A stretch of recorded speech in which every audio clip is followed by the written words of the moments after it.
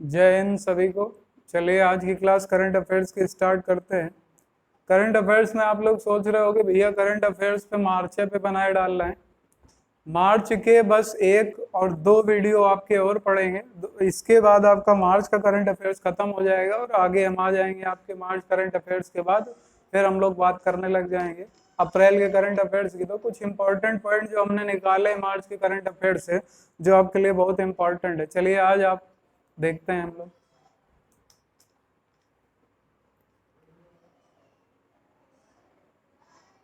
मार्च current affairs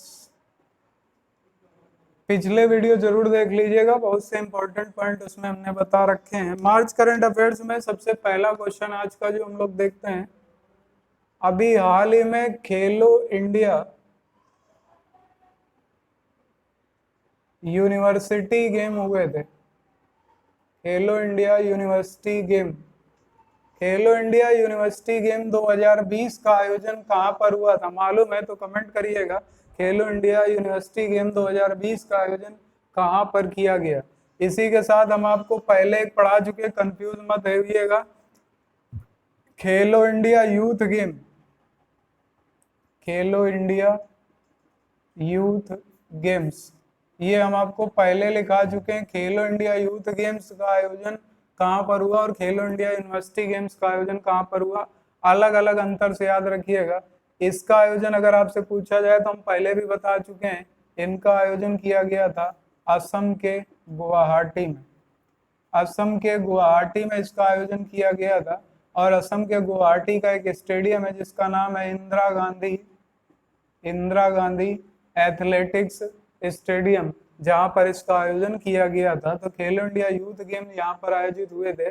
इसका theme वाक्य या आदर्श वाक्य क्या रखा गया था? इसका एक स्लोगन चलता है, बस 5 मिनट और, बस 5 मिनट और। गुवाहाटी से कई क्वेश्चन बता चुके हैं। गुवाहाटी रेलवे स्टेशन पूरे भारत का पहला रेलवे स्टेशन है जिसे आईएसओ सर्टिफिकेशन दिया गया था। आईएसओ सर्टिफिकेशन प्राप्त करने वाला पहला railway station Guwahati railway station.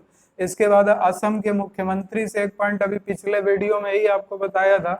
Assam के मुख्यमंत्री का नाम है सर्बानंद सोनोवाल। सर्बानंद सोनोवाल। अब सर्बानंद सोनोवाल को एक पुरस्कार अभी दिया गया था, बताइएगा इस पुरस्कार का नाम क्या है? इस पुरस्कार का नाम है श्यामा प्रसाद मुखर्जी, श्यामा प्रसाद मुखर्जी पुरस्कार 2020, ये इन्हें दिया गया था। उत्कृष्ट राजनीतिक नेतृत्व के लिए ये पुरस्कार दिया जाता है और इस बार ये पुरस्कार असम के मुख्यमंत्री सर्बानंद सोनोवाल को दिया गया। अच्छा, अब आप लोग कमेंट बॉक्स पे कमेंट करिएगा असम के गवर्नर का नाम क्या है। इसके बाद एक कमेंट करिएगा कि असम में जीआई टैग, असम का एक इंपॉर्टेंट जीआई टैग जो हमने आपको बता रखा है, जो आपको हमेशा याद रखना है, असम का जीआई टैग, जिसके लिए असम को जीआई टैग दिया गया, कौन सा प्रोडक्ट है? चलिए बताइएगा। अब आते हैं हम लोग खेलो इंडिया यूनिवर्सिटी गेम। देखिए खेलो इंडिया यूनिवर्सिटी गेम का आयोजन उड़ीसा में हुआ था। उड़ीसा के स्थान जहाँ पर भुवनेश्वर जिसे कहा जाता है, उड़ीसा के भुवनेश्वर में खेलो इंडिया यूनिवर्सिटी गेम का आयोजन किया गया। उड़ीसा के सीएम का नाम आप सबको मालूम है, उड़ीसा के सीएम का नाम है नवीन पटनायक, नवीन पटनायक। चलिए कमेंट बॉक्स पे कमेंट करिएगा उड़ीसा के गवर्नर का नाम क्या है। अच्छा, उड़ीसा के गवर्नर का नाम क्या है? इसके बाद नवीन पटनायक किस पार्टी से बिलोंग करते हैं? तो ये बिलोंग करते हैं बीजेडी से, बीजू जनता दल। इनकी पार्टी का नाम है बीजू जनता दल। इसके बाद अगला क्वेश्चन आपसे पूछा जा सकता है कि नवीन पटनायक की पार्टी बीजेडी की वह सांसद का नाम, उस सांसद का नाम बताइए जिन्होंने राज्यसभा में, जिन्होंने राज्यसभा में पहली बार संथाली भाषा, संथाली भाषा में भाषण दिया, संथाली भाषा में भाषण दिया। जल्दी कमेंट करिएगा, मोस्ट इंपॉर्टेंट क्वेश्चन है ये, मोस्ट इंपॉर्टेंट क्वेश्चन, कि बीजेडी पार्टी की वह राज्यसभा सांसद जिन्होंने पहली बार राज्यसभा में संथाली भाषा में भाषण दिया, उनका नाम बताइएगा, उनका नाम क्या है? देखिए संथाली भाषा की लिपि क्या है? लिपि जैसे हिंदी की लिपि क्या है? तो हिंदी की लिपि है देवनागरी, अंग्रेजी की लिपि रोमन। उसी तरीके से आपको पूछा है हमने कि संथाली की लिपि क्या है, संथाली की लिपि का नाम है ओल चिकी, ओल चिकी, ओल चिकी। अच्छा, अगला क्वेश्चन कमेंट बॉक्स पे आप लोग बताइएगा, ओल चिकी लिपि के जनक कौन थे? ओल चिकी लिपि के जनक कौन थे? ऑफलाइन क्लास वाले जो भी हैं तो वो सभी लोग बताएं, हमने उनको बता रखा है पहले से ओल चिकी लिपि के जनक कौन है। इनका जो महिला सांसद थी इनका नाम था सरोजनी हेम्ब्रम, सरोजनी हेम्ब्रम, याद रखिएगा, मोस्ट इंपॉर्टेंट क्वेश्चन है ये। सरोजनी हेम्ब्रम पहली ऐसी राज्यसभा सांसद है जिन्होंने संथाली भाषा में राज्यसभा में भाषण दिया था। ये बीजेडी पार्टी से हैं, बीजेडी पार्टी से मुख्यमंत्री नवीन पटनायक कहाँ के? उड़ीसा के। नोट कर लीजिएगा, काफी इंपॉर्टेंट क्वेश्चन है। इसके बाद अगला क्वेश्चन बताइएगा, संथाली भाषा को भारतीय संविधान की 8वीं अनुसूची में क्या दिया गया है? 8वीं अनुसूची किससे संबंधित है? 8वीं अनुसूची संबंधित है भारतीय संविधान में मान्यता प्राप्त भाषाओं से। वर्तमान में भारतीय संविधान में 8वीं अनुसूची में कितनी मान्यता प्राप्त भाषाएं हैं? 22। कमेंट बॉक्स पे कमेंट करके बताइएगा, संथाली भाषा को भारतीय संविधान की 8वीं अनुसूची में कब जोड़ा गया? इसका संविधान संशोधन कौन सा था? हम आपको संविधान में जब पढ़ा रहे थे तब इसको हम बता चुके हैं। जल्दी से कमेंट करिएगा, इसको नोट कर लीजिएगा, फिर हम इसके आगे के क्वेश्चन बताएं। चलिए, अभी उड़ीसा से ही एक इम्पोर्टेंट पॉइंट और है। जैसे अभी उड़ीसा के भुवनेश्वर के बारे में हम बता रहे थे, तो उड़ीसा के भुवनेश्वर से एक क्वेश्चन और पूछा जाता है। उड़ीसा के भुवनेश्वर का उपनाम क्या है? भुवनेश्वर का उपनाम क्या है? इसे स्पोर्ट्स कैपिटल ऑफ इंडिया के नाम से भी जाना जाता है। इसे स्पोर्ट्स कैपिटल ऑफ इंडिया के नाम से जाना जाता है। इसे स्पोर्ट्स कैपिटल ऑफ इंडिया के नाम से जाना जाता है। किसे? भुवनेश्वर को। पुरी में जगन्नाथ यात्रा क्वेश्चन पूछा जाता है। उड़ीसा में कहां पर जगन्नाथ यात्रा निकाली जाती है? जगन्नाथ यात्रा आपकी निकाली जाती है कहां पर? उड़ीसा के पुरी शहर में भगवान विष्णु का जगन्नाथ स्वरूप में यहाँ पर यात्रा निकाली जाती है। उड़ीसा से ही एक अगला इंपॉर्टेंट पॉइंट है। उड़ीसा से अगला इंपॉर्टेंट पॉइंट आपसे पूछा जा सकता है कि उड़ीसा का वह तट कौन सा है? उड़ीसा का वह तट जो एशिया का ब्लू फ्लैग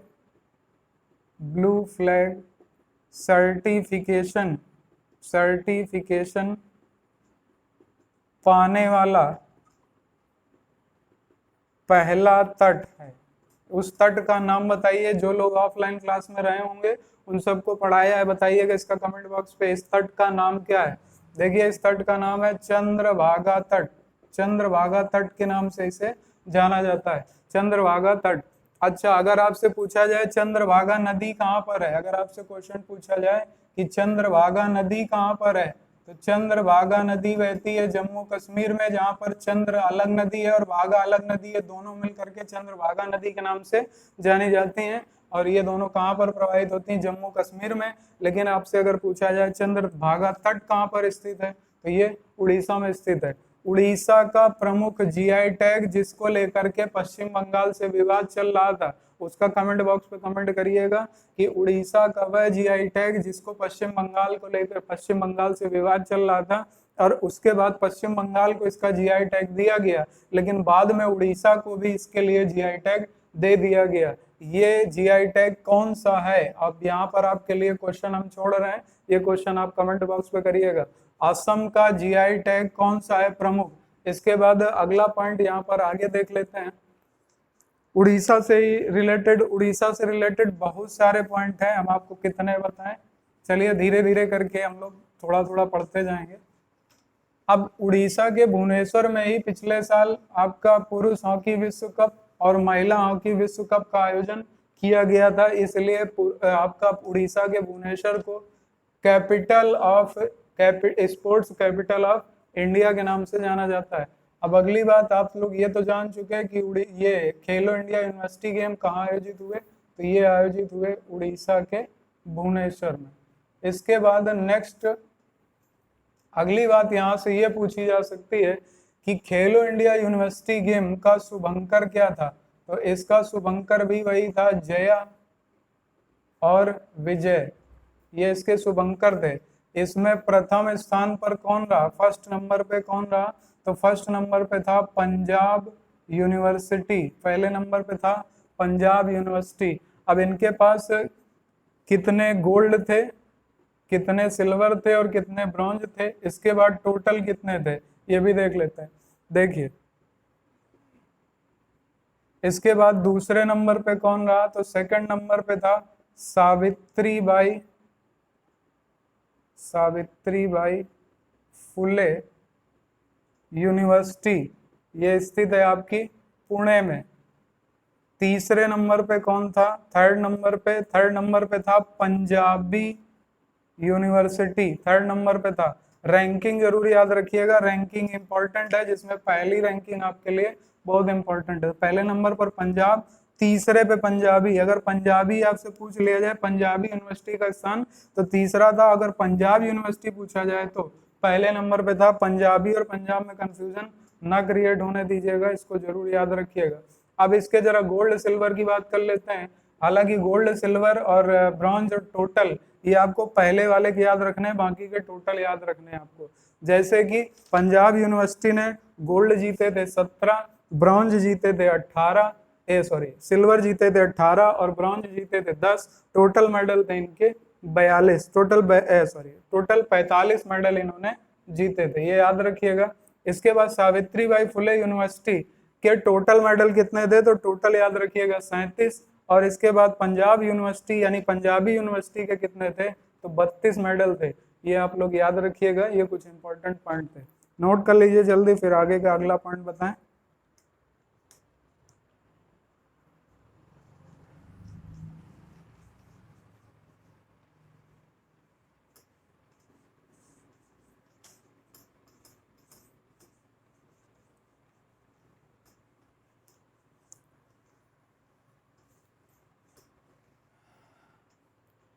अगर आप लोगों को वीडियो अच्छा लग रहा हो तो लाइक जरूर करिएगा, और एक बार आप थोड़ा सा वीडियो को समय जरूर दीजिएगा। बहुत अच्छे अच्छे क्वेश्चन आपके लिए हम लेकर के आ रहे हैं करंट अफेयर्स के, तो चलिए आगे कंटिन्यू करते हैं। इसके बाद नेक्स्ट क्वेश्चन आपसे पूछा जा सकता है, जैसे कि शून्य भेदभाव दिवस कब मनाया गया। शून्य भेदभाव दिवस कब मनाया गया, ये मनाया जाता है 1 मार्च को। शून्य भेदभाव दिवस कब मनाया गया, तो ये मनाया गया 1 मार्च को। इसके बाद जैसे आपसे क्वेश्चन पूछा जा सकता है कि विश्व वन्य जीव दिवस कब मनाया गया। विश्व वन्य जीव दिवस कब मनाया गया, तो ये मनाया गया 3 मार्च को। इसके बाद आपसे पूछा जा सकता है, जैसे तीसरा दिवस इंपॉर्टेंट, राष्ट्रीय सुरक्षा दिवस, ये मनाया गया 4 मार्च को। नोट कर लीजिएगा जल्दी।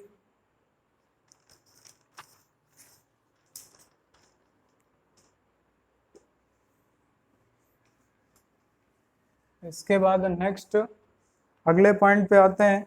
अभी नोकिया के सीईओ बदल गए, नोकिया के नए सीईओ कौन बने, चीफ एग्जीक्यूटिव ऑफिसर कौन बना है, तो इनका नाम है पेक्का लुंडमार्क। इनका नाम है पेक्का लुंडमार्क। इसके पहले कौन थे, तो इनके पहले थे, इनका नाम था राजीव सूरी। नोट करते जाइएगा जल्दी जल्दी, राजीव सूरी। इसके बाद नोकिया किस देश की कंपनी है, अगर आपसे ये पूछा जाए, कई बार क्वेश्चन पेपर में इस तरीके के क्वेश्चन देखे जाते हैं कि ब्रांड नेम से रिलेटेड क्वेश्चन पूछ लिया जाता है कि ये ब्रांड किस देश का है। तो नोकिया आपका फिनलैंड का ब्रांड है, फिनलैंड की कंपनी है ये। फिनलैंड की राजधानी काफी बार पूछ लेते हैं आपसे वनडे एग्जाम में, तो फिनलैंड की राजधानी है आपकी हेलसिंकी, हेलसिंकी। चलिए जो लोग बायो हमसे पढ़ चुके हैं वो लोग कमेंट बॉक्स पे कमेंट करके बताएं, हेलसिंकी परीक्षण किस रोग की जांच के लिए किया जाता है। हेलसिंकी परीक्षण किस रोग की जांच के लिए किया जाता है। इसके बाद गूगल गूगल गूगल के सीईओ का नाम बताइए, हम बता चुके हैं। इसके बाद अल्फाबेट अल्फाबेट के सीईओ का नाम बताइएगा। इन दोनों के सीईओ एक ही हैं, क्योंकि पहले अल्फाबेट जो थी ये गूगल की पेरेंट कंपनी है, पिछले वीडियो में हम बता चुके हैं। इस गूगल जो है, गूगल के सीईओ थे सुंदर पिचाई, जिन्हें गूगल की पेरेंट कंपनी अल्फाबेट का भी सीईओ बना दिया गया, तो इसके हैं सुंदर पिचाई। इसके बाद अगला आपसे जैसे कि पूछा जा सकता है कि एक कंपनी हमने लास्ट टर्न आपको बताई थी आईबीएम, आईबीएम के सीईओ कौन है? इनका नाम है अरविंद कृष्णा, याद रखिएगा, अरविंद कृष्णा, नोट कर लीजिएगा जल्दी। इसके बाद अगला क्वेश्चन,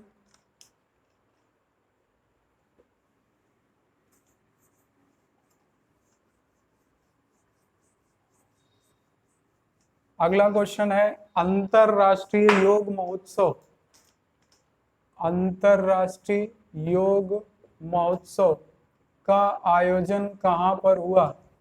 आयोजन कहां पर हुआ? अंतरराष्ट्रीय योग महोत्सव का आयोजन कहां पर हुआ? तो इसका आयोजन हुआ है उत्तराखंड में। उत्तराखंड के कहां पर? देहरादून में, उत्तराखंड के देहरादून में, नोट कर लीजिएगा। सॉरी, इसका आयोजन किया गया उत्तराखंड के ऋषिकेश में, सॉरी गलती से, ऋषिकेश में, उत्तराखंड की राजधानी है देहरादून। इसके बाद उत्तराखंड के मुख्यमंत्री इस समय कौन है? सीएम, इनका नाम है त्रिवेंद्र सिंह रावत, त्रिवेंद्र सिंह रावत। यहाँ के गवर्नर कौन है? इस समय यहाँ की गवर्नर है बेबी रानी मौर्य, इस समय यहाँ की गवर्नर है, तो इनका नाम भी याद रखिएगा, बेबी रानी मौर्य यहाँ की गवर्नर है। इसके बाद उत्तराखंड की कैपिटल क्या है, यानी राजधानी क्या है? तो उत्तराखंड की कैपिटल है देहरादून, देहरादून, नोट कर लीजिएगा। एक क्वेश्चन बताइएगा उत्तराखंड से, ज्योग्राफी का क्वेश्चन पूछा जाता है कि उत्तराखंड में पूर्व तथा पश्चिम में स्थित घास मैदानों को किस नाम से जाना जाता है? ये क्वेश्चन हम आपके लिए छोड़ रहे हैं कि उत्तराखंड में, जो लोग ज्योग्राफी पढ़ चुके हैं वो लोग आंसर करिएगा कि ज्योग्राफी में हमने आपको बताया उत्तराखंड में आपके पश्चिम में और पूर्व में जो घास के मैदान पाए जाते हैं उनको किस नाम से जाना जाता है, इनको क्या नाम दिया जाता है? आप कमेंट बॉक्स पे लिखिएगा, अगर आपका आंसर गलत होगा तो हम उसको राइट करके वहां पर बताएंगे। जल्दी से नोट कर लीजिएगा इसको। हाँ, अगला, इसका उद्घाटन किसने किया? तो इसका उद्घाटन किया है, इसका उद्घाटन किया है उत्तर प्रदेश के सीएम ने। उत्तर प्रदेश के सीएम कौन है? योगी आदित्यनाथ, योगी आदित्यनाथ। योगी आदित्यनाथ का मूल नाम क्या है? योगी आदित्यनाथ का मूल नाम अजय सिंह बिष्ट। कई बार आपसे क्वेश्चन पूछा गया कि योगी आदित्यनाथ का मूल नाम, उत्तर प्रदेश की कई परीक्षाओं में इनका मूल नाम पूछा गया कि उत्तर प्रदेश के मुख्यमंत्री का मूल नाम क्या है? अजय सिंह बिष्ट, नोट कर लीजिएगा जल्दी से।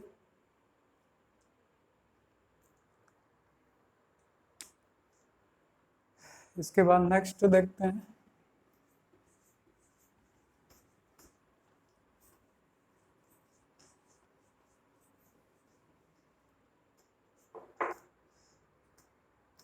इसके बाद अगला क्वेश्चन है, किस राज्य विधानसभा ने,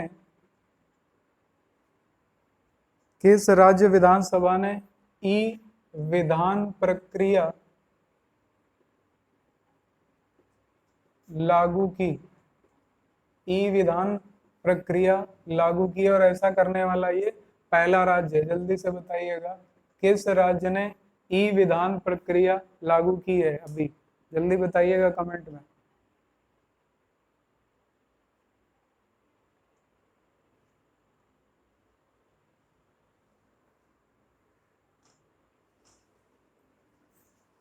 बताइए, ई विधान प्रक्रिया लागू करने वाला राज्य है आपका अरुणाचल प्रदेश। अब अरुणाचल प्रदेश के सीएम और गवर्नर का नाम हम आपके ऊपर छोड़ रहे हैं, आप लोग बताएंगे सीएम और गवर्नर का नाम। अब इसके माध्यम से हो गया क्या कि राज्य विधानसभा की जितनी भी कार्यवाही है वो पेपरलेस होगी। सारी कार्यवाही या सारे जितने भी डॉक्यूमेंट के कार्य होते थे वो सब अब कंप्यूटर यानी इलेक्ट्रॉनिक के माध्यम से किए जाएंगे। और ई विधान प्रक्रिया लागू करने वाला ये पहला राज्य भी बन चुका है। तो ई विधान प्रक्रिया अभी हाल ही में किस राज्य में लागू की गई? अरुणाचल प्रदेश में। नोट कर लीजिएगा जल्दी। इसके बाद अगला क्वेश्चन देख लेते हैं। अगला क्वेश्चन जैसे कि आपसे पूछा जा सकता है, FIH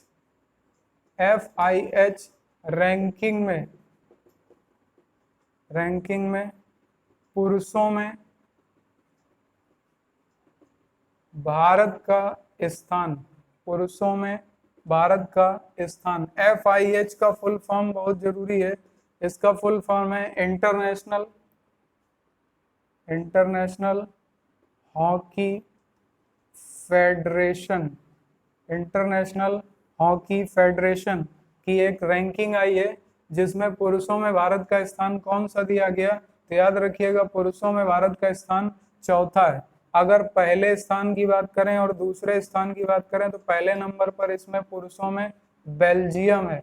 बेल्जियम पहले नंबर पर बेल्जियम, इसके बाद सेकंड नंबर पर ऑस्ट्रेलिया। वहीं पुरुषों के बाद अगर महिलाओं की बात करें तो महिलाओं में भारत के स्थान की बात की जाए तो भारत का स्थान है 9वां। और महिलाओं में अगर पहले स्थान की बात की जाए तो पहले पर है नीदरलैंड, पहले नंबर पर नीदरलैंड। सेकंड नंबर की अगर बात की जाए तो सेकंड नंबर पर इसमें ऑस्ट्रेलिया है। तो आपको समझ में आ गया होगा, अगर पुरुषों की रैंकिंग में हॉकी की बात करी जाए तो पुरुषों में भारत का स्थान कितना है? चौथा। महिलाओं में कितना है? 9वां। पहले नंबर पे महिलाओं में कौन है? नीदरलैंड। और पुरुषों में पहले नंबर पे बेल्जियम है। ऑस्ट्रेलिया कॉमन है, दोनों में दूसरे दूसरे नंबर पे। जल्दी से नोट कर लीजिएगा। इसके बाद हम लोग बढ़ते हैं अगले पॉइंट पे। नोट डाल के एक पॉइंट आप लोग नोट कर लीजिएगा। इस बार FIH द्वारा इस वर्ष किसे rising star of the year का पुरस्कार दिया गया? Rising star of the year का पुरस्कार दिया गया। जल्दी से नोट कर लीजिएगा, मोस्ट इंपॉर्टेंट क्वेश्चन है ये, क्योंकि ये भारत से हैं इसलिए इनका नाम इंपॉर्टेंट हो जाता है। और इनका नाम जल्दी से लिख लीजिएगा, इनका नाम है लाल रेसियानी। और ये किस राज्य से हैं? ये मिजोरम से हैं, मिजोरम से। नोट कर लीजिएगा जल्दी, इनका नाम काफी इंपॉर्टेंट है। ये आपसे पूछा जा सकता है लाल रेसियानी का संबंध किस राज्य से है? मिजोरम से। ये पूछा जा सकता है इनका संबंध किस खेल से है? तो ये भी आपसे क्वेश्चन पूछा जा सकता है। नोट कर लिया होगा। आगे बढ़ते हैं। इसके बाद नेक्स्ट क्वेश्चन,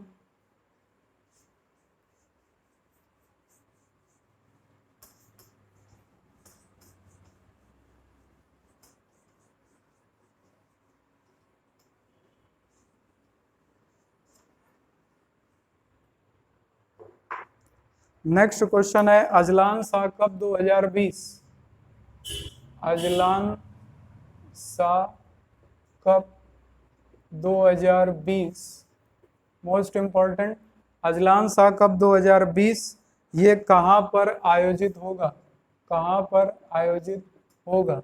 अजलान शाह विश्व कप यानी अजलान शाह कप का संबंध किस खेल से है? ये क्वेश्चन कई बार परीक्षाओं में पूछा गया। इसका संबंध हॉकी से है। नोट कर लीजिएगा, अजलान शाह कप का संबंध किस खेल से है? हॉकी से। ये कहाँ पर आयोजित होगा? ये होगा मलेशिया में। और कहाँ? मलेशिया का इपोह शहर है, मलेशिया के इपोह में इसका आयोजन किया जाएगा। नोट कर लीजिएगा, मलेशिया के इपोह में इसका आयोजन किया जाएगा। अभी तो आपका होना था इसे अप्रैल में, लेकिन ये अप्रैल में आपका कोरोना वायरस के कारण नहीं हो पाया। तो अब ये कब होगा? तो अब ये होगा सितंबर में। सितंबर में इसे प्रोजेक्टेड कर दिया गया है। नोट कर लीजिएगा, मलेशिया के इपोह में अजलान शाह हॉकी कप से संबंधित है जो ये आयोजित किया जाएगा। इसके बाद एक अभी नौसैन्य अभ्यास भारत का जो कोरोना वायरस के कारण टाला गया, क्योंकि ये होना था अप्रैल में, लेकिन कोरोना के कारण टाला गया। कोरोना के कारण एक और मार्च में भारत का एक सबसे बड़ा नौसैन्य अभ्यास होना था, जिसके बारे में हमने आपको कई बार बताया था, नौसैन्य अभ्यास, जिसका नाम था मिलन 2020। इसे भी टाल दिया गया, ये भी नहीं हो पाया, तो ये भी नहीं हो पाया। यानी कौन सा युद्ध अभ्यास? मिलन 2020, इसे भी टाल दिया गया। किसके कारण? कोरोना वायरस के कारण। ये मिलन 2020 कहां पर होना था? तो मिलन आपका होना था विशाखापट्टनम, विशाखापट्टनम तट पर। तो याद रखिएगा विशाखापट्टनम तट पे होना था, जिसे टाल दिया गया। अभी इसकी नेक्स्ट डेट नहीं दी गई है, जैसे ही दी जाएगी हम आपको बता देंगे। इसके बाद अगला पॉइंट कोरोना के बारे में हम जैसा कि आपको बता चुके हैं, इसका WHO ने नाम क्या दिया? कोविड-19। इसके लिए भारत सरकार ने कौन सा ऐप लॉन्च किया है? आरोग्य सेतु, आरोग्य सेतु, आरोग्य सेतु ऐप लॉन्च किया है। इसके साथ ही एक चीज और आपको याद रखनी है कि ADB ने, ADB एशियन डेवलपमेंट बैंक ने अपने सदस्य देशों को कितने रुपए की आर्थिक, यानी कितने की आर्थिक सहायता की घोषणा की है? कितने आर्थिक पैसों की सहायता, यानी आर्थिक कितने रुपए आर्थिक सहायता की घोषणा की है? तो ADB ने जो आर्थिक सहायता की घोषणा की है वो है $4 मिलियन, $4 मिलियन। याद रखिएगा। उसी जगह अगर आपसे ये पूछ लें कि इसमें वर्ल्ड बैंक ने कितने रुपए आर्थिक अपने सदस्यों को आर्थिक सहयोग की घोषणा की है, तो याद रखिएगा $12 बिलियन, $12 बिलियन वित्तीय सहायता की घोषणा की है। किसने? वर्ल्ड बैंक ने। और ADB ने कितना? $4 मिलियन। ADB का मुख्यालय यानी एशियाई विकास बैंक यानी एशियन डेवलपमेंट बैंक का हेडक्वार्टर कहाँ पर है? ये सबको मालूम है आप सबको, फिलीपींस की राजधानी मनीला में। नोट कर लीजिएगा, इसका हेडक्वार्टर मनीला में है। मनीला कहाँ पर स्थित है? फिलीपींस की राजधानी। नोट कर लीजिएगा जल्दी। इसके बाद जो अगला पॉइंट बन सकता है आपसे, वो पूछा जा सकता है ATP मैक्सिकन। चलिए अगला पॉइंट देखते हैं, इसको हटाते हैं।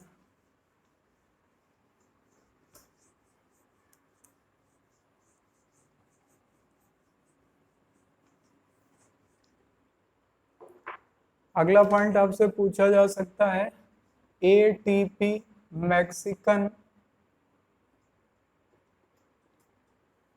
ATP मैक्सिकन ओपन पुरुष एकल किसने जीता है? ATP मैक्सिकन ओपन पुरुष एकल किसने जीता है? जल्दी से कमेंट बॉक्स पे आंसर करिएगा, इंपॉर्टेंट क्वेश्चन है क्योंकि इसे जीतने वाला इंपॉर्टेंट है। इनका नाम है राफेल नडाल। इनका नाम है राफेल नडाल। कहाँ से हैं आप सबको मालूम है, स्पेन से हैं ये। इन्होंने जीता है किसे हराकर? डोमिनिक थिएम, किसे हराकर?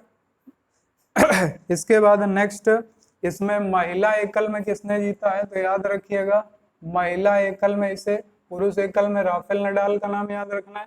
इसके बाद राफेल नडाल के बाद महिला एकल में इसे जीता है हीथर वाटसन ने, हीथर वाटसन ने। और ये कहाँ से हैं? ये कनाडा से हैं। इन्होंने महिला एकल में जीता है और इन्होंने पुरुष एकल में।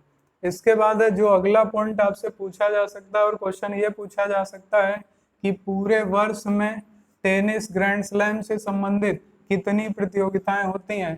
तो कुल प्रतियोगिताएं होती हैं 4। इसमें क्रम से आपको याद रखना है, सबसे पहली होती है ऑस्ट्रेलियन ओपन, दूसरी होती है फ्रेंच ओपन, तीसरी होती है विंबलडन, विंबलडन ओपन, और चौथी होती है US ओपन, चौथी होती है US ओपन। ये 4 प्रतियोगिताएं क्रम से होती हैं, जिसमें से अभी सिर्फ एक ये ऑस्ट्रेलियन ओपन हुई है। तो पहली प्रतियोगिता हुई है, बाकी आपकी टाल दी गई हैं। यानी कि जो फ्रेंच है और विंबलडन है, अभी इन पर खतरा पूरा बना हुआ है, फ्रेंच ओपन अभी नहीं हो पाया है। तो ऑस्ट्रेलियन ओपन का खिताब किसने जीता? तो ये जीता है आपके नोवाक जोकोविच ने, नोवाक जोकोविच ने।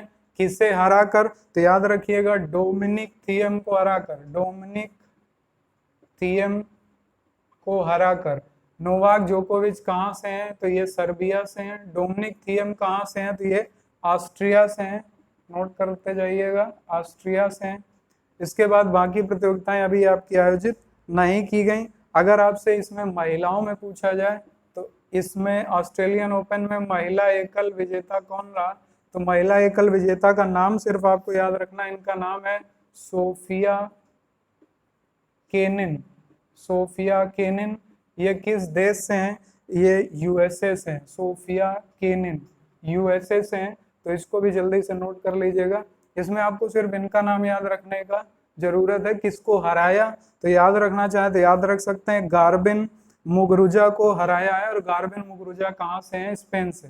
लिखना चाहो लिख लेना, इनका नाम है गार्बिन मुगरुजा और ये स्पेन से, नोट कर लीजिएगा, गार्बिन मुगरुजा, ये स्पेन से। जल्दी से नोट कर लीजिएगा, फिर कुछ क्वेश्चन और बता दें। जैसे आपसे यहाँ पर पूछा जा सकता है कितनी प्रतियोगिताएं होती हैं, तो ये टोटल 4 प्रतियोगिताएं होती हैं। इसमें से ये क्वेश्चन पूछा जाता है कि किस प्रतियोगिता के मैदान को किस नाम से जाना जाता है। किस प्रतियोगिता के नाम को किस प्रतियोगिता में जो जहां पर खेला जाता है उसके ग्राउंड को क्या कहा जाता है। जैसे क्रिकेट के ग्राउंड को अलग नाम से जानते हैं, जैसे पिच बोलते हैं, वैसे ही फुटबॉल के ग्राउंड को अलग बोलते हैं।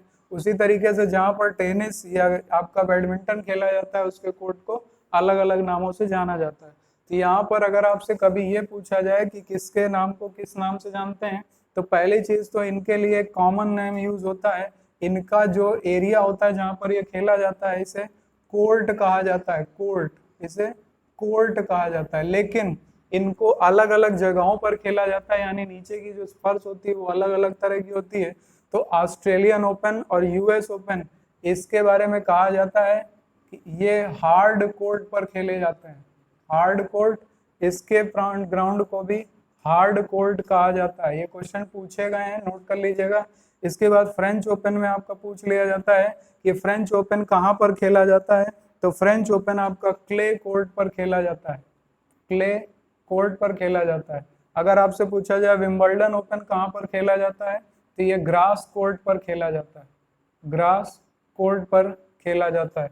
नोट कर लीजिएगा जल्दी से, ये क्वेश्चन कई बार आपसे पूछे गए हैं। हमने पहले भी इनको बताया है लेकिन फिर से एक बार रिवाइज करा दिया, तो आप एक बार इनको फिर से नोट कर सकते हैं। एक क्वेश्चन हम आपको कल के लिए दे रहे हैं। क्वेश्चन ये है, किंग ऑफ क्ले कोर्ट के नाम से किसे जाना जाता है। क्वेश्चन है, नोट कर लीजिएगा। इसका आंसर हम कमेंट बॉक्स पे करेंगे, अगर आपको मालूम है तो आप आंसर करिएगा। क्वेश्चन है, किंग ऑफ क्ले कोर्ट किसे कहा जाता है, किसे किंग ऑफ क्ले कोर्ट कहा जाता है। ये आज का हमारा क्वेश्चन है। कल आप इसका कमेंट बॉक्स पे कमेंट जरूर करिएगा। अगर आपका आंसर करेक्ट है तो हम उस पर राइट क्लिक करेंगे, अगर गलत होगा तो हम इसका सही आंसर आपको बताएंगे। तो आज के लिए हम लोग यहीं तक रखते हैं, तब तक के लिए जय हिंद, वंदे मातरम। और वीडियो अगर अच्छा लगा हो तो दोस्तों में भी शेयर कर दीजिएगा, और सब लोग जल्दी से जल्दी इसको नोट डाउन कर लीजिएगा क्योंकि इम्पोर्टेंट क्वेश्चन है ये। Okay, thank you, Vande Mataram.